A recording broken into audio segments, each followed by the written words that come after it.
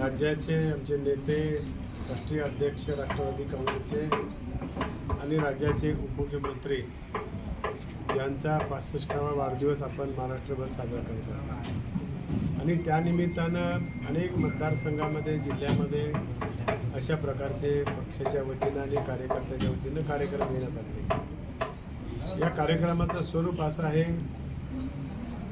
आज सकाळी मी शेगावला आलो, दर्शन घेतलं.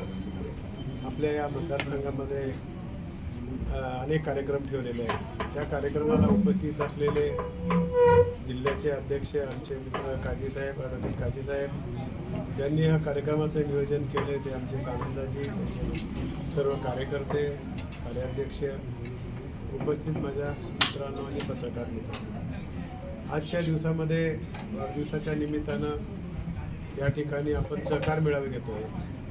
आज मतदारसंघात आल्यानंतर जिल्हा बँकेची काय परिस्थिती आहे, सोसायटीचं काय चाललं आहे, पतसंस्थेचं काय चाललं आहे, शेतकऱ्याच्या संदर्भातले काही प्रश्न असतील, तरुणाच्या संदर्भातले, महिलाच्या शिक्षणाच्या, खेळाच्या संदर्भात अनेक कार्यक्रम या ठिकाणी घेतलेले. 15 दिवसामध्ये हा कार्यक्रम त्यांनी आयोजित केला, समारोप ठेवला. शेतकरी मेळाव्याचं आयोजन केलेलं आहे आणि त्यानिमित्तानं पक्ष बांधणीचं काम करायचं. म्हणून आत्ता त्यांनी सांगितलं, सकाळी दर्शन घेतलं 7 वाजता आणि गजानन बाबाला आम्ही प्रार्थना केली की राज्यातला शेतकरी राज्य आमचा सुखी समाधानी व्हावी, दुष्काळाचं संकट आमच्यावर येऊन याची प्रार्थना केली. आणि त्याचबरोबर आमच्या दादाला राज्याचं मुख्यमंत्रीपद लवकरच भेटावं अशी आम्ही प्रार्थना केली. काय नियोजन आहे साहेबांना मुख्यमंत्रीपद भेटावं यासाठी पक्षाचं काम, पक्ष वाढ कसा होईल, पक्षाच्या निमित्तानं या ठिकाणी बांधणीचं काम चालू आहे. सभासद नोंदणीचं मोठ्या प्रमाणामध्ये काम चालू आहे आणि लोक दादाच्या आज फॅन झालेले आहेत. दादाच्या कामाकडे बघून अनेक तरुण आमच्याकडे आकर्षित जात आहेत. महिला आमच्याकडं लाडकी बहीण माध्यमातून आले, व्यापारी आहेत, कारखानदार आहेत. अनेक क्षेत्रामधला अभ्यास असणारा एक नेता म्हणून आम्ही दादाकडे बघतोय. त्यांच्या कामाचं कौतुक करावं तेवढं कमी आहे. दादासारखा माणूस राज्याचा मुख्यमंत्री होणार आहेच, पण झाल्यानंतर जे राज्यामध्ये प्रगती आपल्याला दिसून येईल.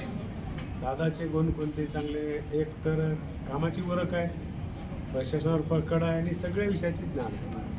राज्यामध्ये कोणत्या भागात कोणता लोक राहतात, कुठे शेतकरी राहतात, कुठे व्यापार राहतात, विजेचे प्रश्न काय आहेत, सिंचनाचे प्रश्न काय आहेत, कारखानदारीचे प्रश्न काय आहेत, हे दादाला माहीत आहे.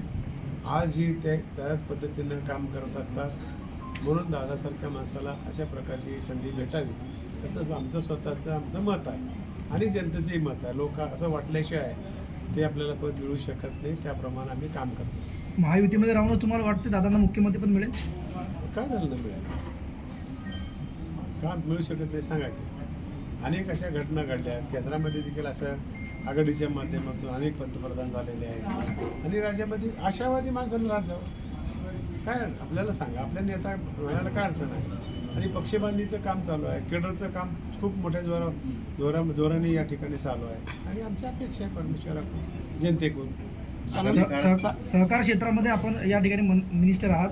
पश्चिम महाराष्ट्रामध्ये जी चळवळ सहकाराची वाढीस लागली ती विदर्भामध्ये वाढताना दिसत नाही. काय नेमकी कारण, त्यावर काय करणार आहे आपण? दादानी आणि देशामध्ये सहकार खातं नवीन स्थापन केलं. नरेंद्रभाई मोदी साहेब देशाचं नेतृत्व करतायत आणि गृहमंत्र्यांनी ही खात्याची जबाबदारी स्वीकारली आहे. तुमच्या आमच्या नशिबानं की गृहमंत्रीचं जे राजकारणाची सुरुवात झालेली आहे.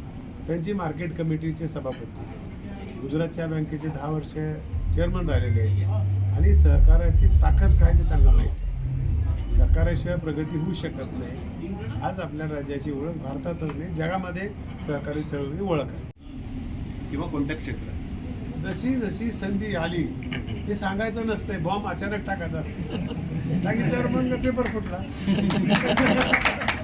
आमच्या लक्षात येणार नाही कधी होणार आहे. साहेब, भविष्यात दोन्ही राष्ट्रवादी एकत्र येण्याचे चान्सेस किती? ते माझ्या लेवलचा विषय. ते दादा आणि पवार साहेब, तटकरे साहेब त्याच्यावर बोलू शकतो. कृषी मंत्र्याचा खातेबदल करून तिथं दुसऱ्याला देणार आहे आणि जिल्ह्याचे पालकमंत्री आहे मकरंद पाटील, त्यांना हे दिलं जाईल का? काय नेमकी चर्चा आहे पक्षांतर्गत? तो निर्णय दादाच्या लेवलचा. तटकरे साहेब आहेत, प्रफुल्लभाई आहेत, ते एक काही चुकीचं झालं असतं तर ते देतील ते. माणिकराव कोकाटे यांचा राजीनामा घेण्याच्या तयारीत आहेत अजितदादा अशी माहिती मिळते. नाही अजून नाही बोलतो म्हणले त्यांना एखादं समज देते किंवा गरज पडली तर घ्यावं मी. साहेब थोड्या वेळापूर्वी माझ्या संजय राऊत असं म्हणाले की या सरकारमधील 75% मंत्री हे ओपलेस आहे. हे सरकार जे आहे हे सरकार चालवण्याच्या लायक नाही. माझ्या अंगावर पांढरे कपडे, पांढऱ्या कपड्यावर थोडा बी डाग झाला दिसतोय. ठीक आहे, संजय राऊतचं काय म्हणणं आहे तथ्य आहे का नाही मला माहिती नाही. जनता ठरवेल ना. आम्हाला निवडून दिले, लोकांना निवडून दिले म्हणजे चुकीचे आहेत, बदमाश आहेत असं कसं म्हणणार? आपल्यावरील 7.5 संपून जाण्यासाठी माणिकराव कोकाटे आणि संजय शिरसाट यांनी शनी शिंगणापूरचं दर्शन घेतलं. काय सांगा? दर्शन आता मी आलो इथं शेगावला आलो म्हणजे काय आता ते संकट दूर करा म्हणून म्हणलं आलो. पण भारतीय संस्कृती आहे, आपण देवाधर्माला मानतो, त्याच्यासाठी गेले असते. हिंगणीअळीने शेतकरी परेशान आहे बुलढाणा जिल्ह्यातला. त्याच्यामध्ये हिंगणीअळी सोयाबीन पीक. सोयाबीन उत्पादक शेतकरी पालकमंत्र्यांनी अद्यापही कुठल्याही प्रकारचं काही स्टेटमेंट दिलं नाही किंवा काही योजना. मी विचारतो इथल्या कृषी अधिकाऱ्याला विचारतो. असं आमचा पालकमंत्री मकरंद पाटील हा अतिशय कार्यक्षम पालकमंत्री आहे. त्या पद्धतीनं त्यांनी या प्रशासनाला आदेश दिले असते आणि कृषी खात्याला त्या सूचना दिल्या असत्या. त्याच्यावर सरकार निश्चितपणे नियोजन करणार आहे. मागेही बरेच वेळेस केलेलं आहे. साहेब आज ज्या खामगावमध्ये आपण आला त्या खामगावमध्ये एक धक्कादायक घटना घडली. एका दलित तरुणाला त्याचा धर्म विचारून म्हणजे त्याचं लग्न करून धर्म विचारून त्याला मारहाण करण्यात आलेली आहे. काय चोरीचा संशय आहे? आता तुम्ही मला शेगावला विचारला, मी प्रशासनाने सांगितले मला थोडी माहिती द्या, माहिती घेऊन द्या. एवढं चुकीचं स्टेटमेंट करणं बरोबर नाही, पण ही घटना घडलेली आहे. काय म्हणाले?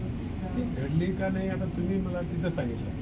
मी अधिकाऱ्यांना सांगितलंय मला तरी माहिती द्या आणि जाईपर्यंत तुम्हाला काय झालं असेल तर ते त्याच्यावर गुन्हा दाखल करावा लागेल. कृषी विभागात असं होता कामाचं नाही आहे. कृषी विभागात झालेल्या घोटाळ्यावरून धनंजय मुंडे यांना न्यायालयानं क्लीन चिट दिली. मात्र कराड प्रकरणावरून जर का क्लीन चिट मिळाली तर अजितदादा त्यांना परत मंत्रिमंडळात घेतले असे सुतोवाच आहे. काय सांगता येत नाही. पक्षामध्ये काय होत नाही असं कसं म्हणता येतं? बरं आता तर आपण सांगितलं काही लोकांनी त्याच्यावर आरोप केले की त्या साहित्यामध्ये काही प्रकारचा घोटाळा नाही, कोर्टाने सिद्ध केलं, संपला विषय.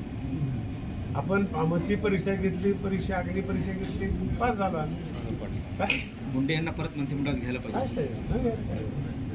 पण सृष्टीचा विषय है सर इधर लक्ष्मण हाके ने एक स्टेटमेंट दिया है. उन्होंने कहा है कि अभी भाजपा की सत्ता आ गई है. आपल्याला देखील या भागामध्ये म्हणून तर दादांनी मराठवाड्याचा सहकार मंत्री केला ना. आतापर्यंत आपल्याकडे नाही ते पद भेटायचं. दादांनी काय विचार केला की मराठवाड्याचा सहकार मंत्री केला.